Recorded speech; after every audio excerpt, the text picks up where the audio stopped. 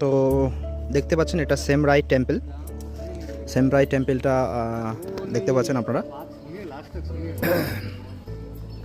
এখানকার যে সিকিউরিটি আছেন উনি বললেন যে এখানে মন্দিরে প্রবেশ নিষেধ এবং শুধুমাত্র ভিডিও করা যাবে বাইরে থেকে। তো যাই হোক, আমরা বাইরে থেকে ভিডিও করছি।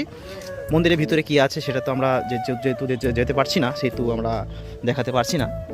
তো বাইরেটাই আপনারা শুধু দেখুন কতটা সুন্দর আর্কিটেকচার করা হয়েছে।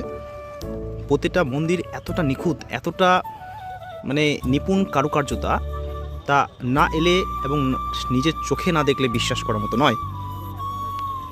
আমরা জুম করে দেখানোর চেষ্টা করব যে প্রতিটা মন্দির, প্রতিটা জিনিস, প্রতিটা ওয়াল কতটা নিখুঁতভাবে এবং কতটা নিপুণভাবে শিল্পায়ন করা হয়েছে।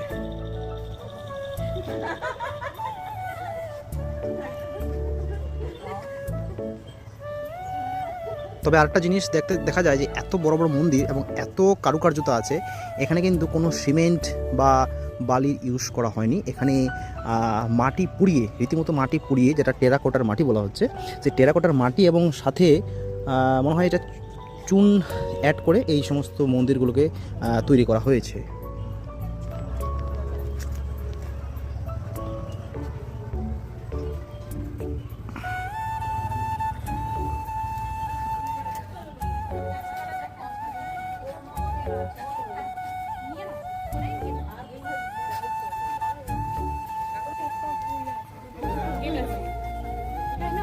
গাড়ি ঘোড়া আছে তো, যেদিকে সুবিধা হবে ঘুরিয়ে নিতে। হ্যাঁ হ্যাঁ হ্যাঁ।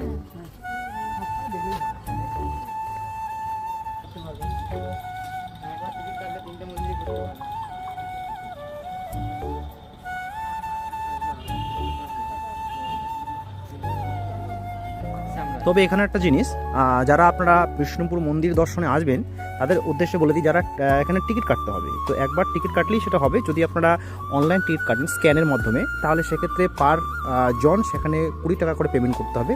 এবং যদি আপনারা সেক্ষেত্রে অফলাইন পেমেন্ট করতে চান, সেক্ষেত্রে তাহলে 25 রুপিস পেমেন্ট করতে হবে। আর একবার টিকিট কাটলেই সেটা ক্ষেত্রে ওরা এখানকার প্রতিটা মন্দির সেটা আপনারা দর্শন করতে পারবেন। সেটা শুধুমাত্র আপনাদেরকে স্ক্যানার শো করাতে হবে। দেখুন মন্দিরের চারিপাশ একইভাবে সমান পরিমাণে কারুকার্যে নিপুণ। দেখে মনে হচ্ছে কোনো খামতি নেই, কোনো কমতি নেই। প্রতিটা জিনিসকে সমানভাবে সমপরিমাণে সেটা মনোযোগ দিয়ে তৈরি করা হয়েছে।